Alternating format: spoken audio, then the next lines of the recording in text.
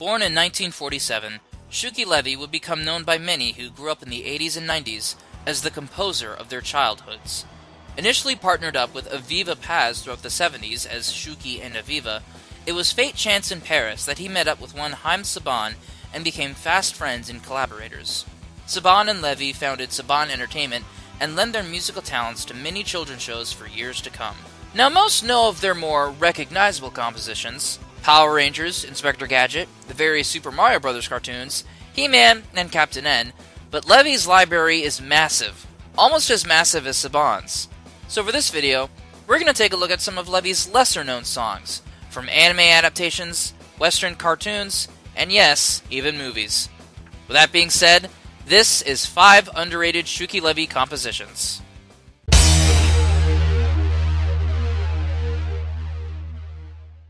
Yeah, I'll admit, Blindfold has become a recurring subject for me recently, but I still can't get over the fact that this is a Saban property.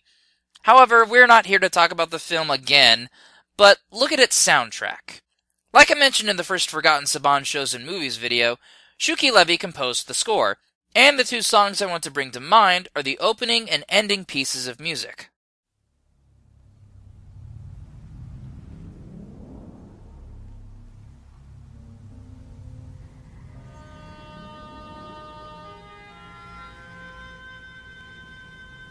The opening begins very lightly, and it has a sense of uneasiness, as the accompanying scene is the first murder. But after that, it grows more tense until it finally crescendos into the opening credits. The violins in this portion are very beautiful, with the occasional orchestra sting here and there to remind you that yes, this is a thriller. The music combined with the shot of the LA skyline is almost mesmerizing, making you realize that at some point in this movie, something horrible will happen.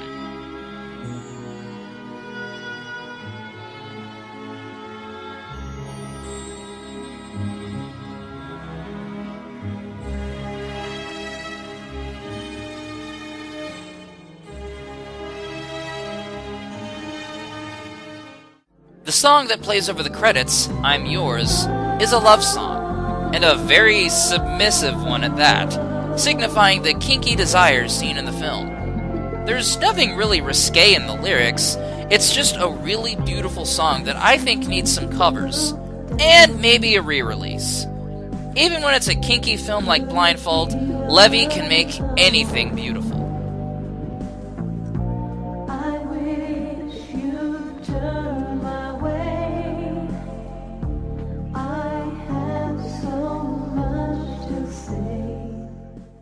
Oh yeah, almost forgot. This song plays during a sex scene. Getting laid to Shuki Levy's music. Food for thought.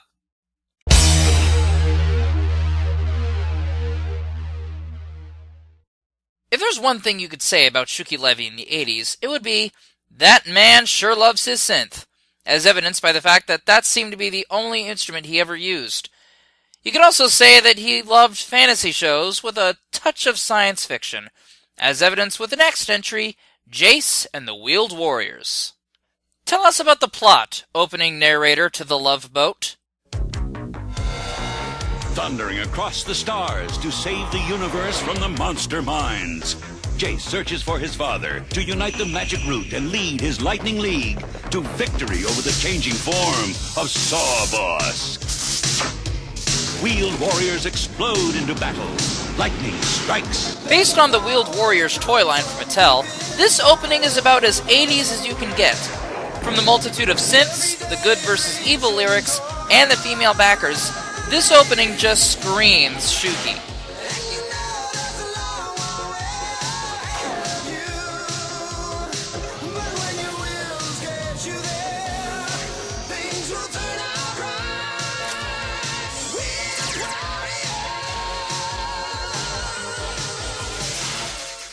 And the ending theme ain't no slouch either. It sounds like something you'd hear in an exercise video. I feel like I should be dancing to this. Wait, I want to test something.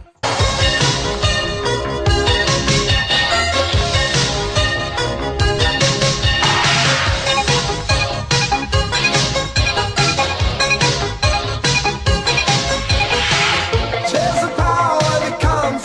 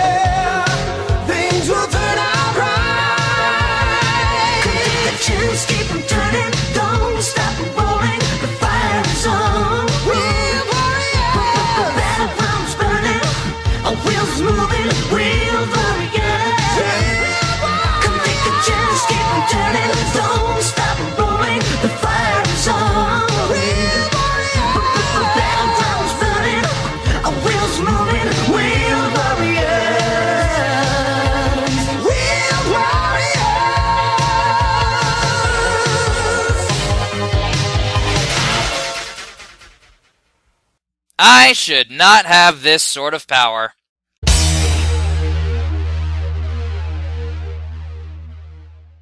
Not everything Shuki composed had Saban right behind him.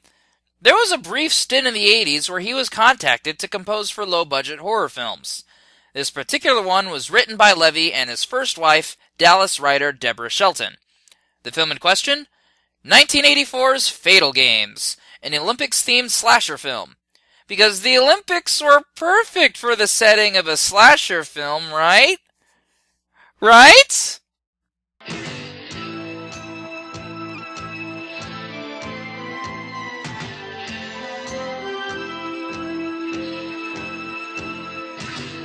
All seriousness aside, the song featured in the opening, Take It All the Way, sets the tone for the beginning of the film. It's your typical sports movie song you'd hear during a montage. In fact, it indeed plays over a montage as the opening credits play, showing various athletes training for the Olympics.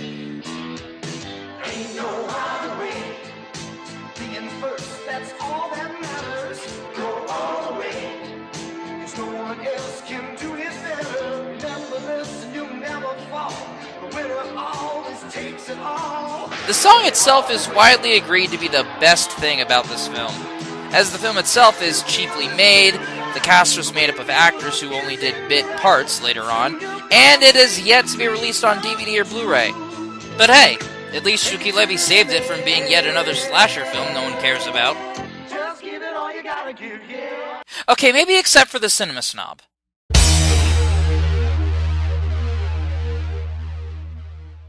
Shuki Levy and Haim Saban were a formidable duo when it came to music, but the Holy Trinity wasn't complete without someone to actually sing it, and that man was Noam Kaniel. Yes, prior to him becoming the main singer of Power Rangers, Noam Kaniel was actually something of a teen heartthrob, not only in his hometown of Tel Aviv, but all of France, singing the openings to children's cartoons for over 30 years in their country. From the early days, including things like Goldorak, He-Man and She-Ra, The Secret of the Sword, and Mask, to more recent shows like Code Lyoko, Miraculous Ladybug, and of course, the Neo Saban Power Rangers seasons. That being said, this is arguably one of his more famous songs he performed, with Levy and Saban on synth. The Mysterious Cities of Gold.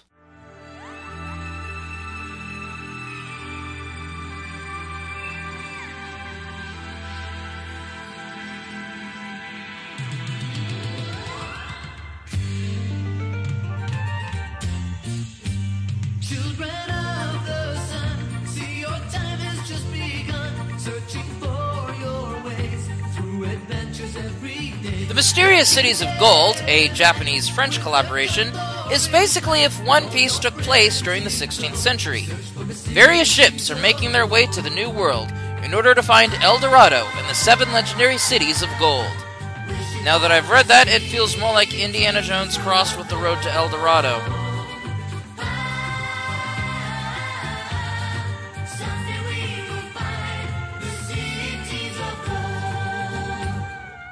The theme has a very appropriate South American tone to it. The beginning part is nice and otherworldly as the camera slowly zooms into South America. Then Noam begins singing and I'm immediately transported to another world. There's a reason France themselves made a sequel to this back in 2012.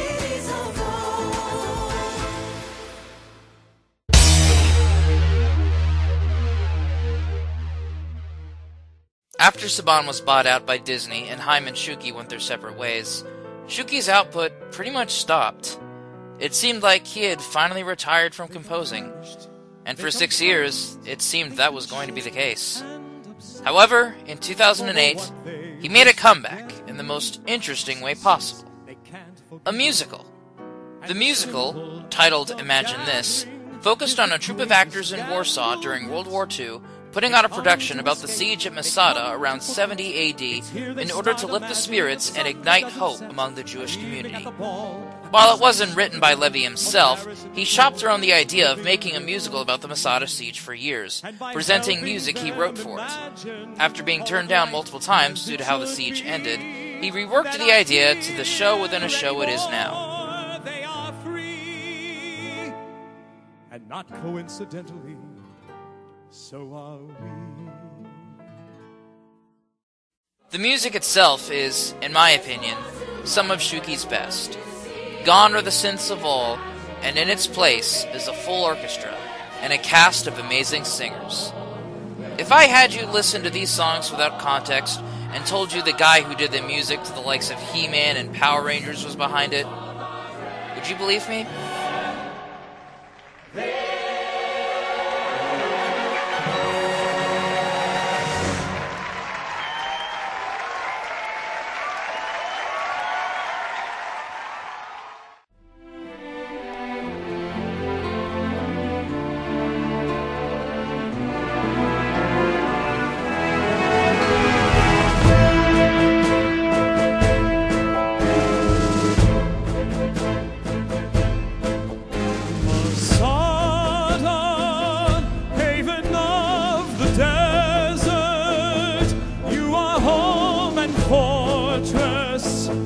You are sword and shield,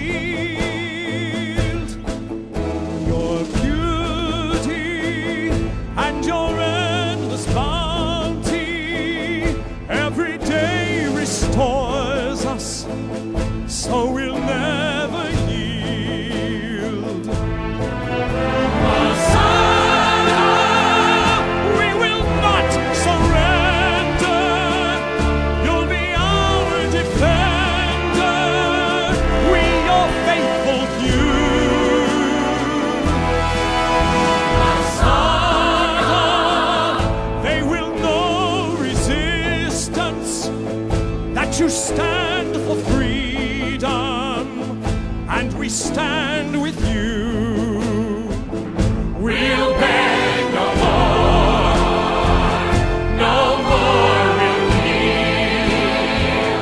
Our battered feet no more.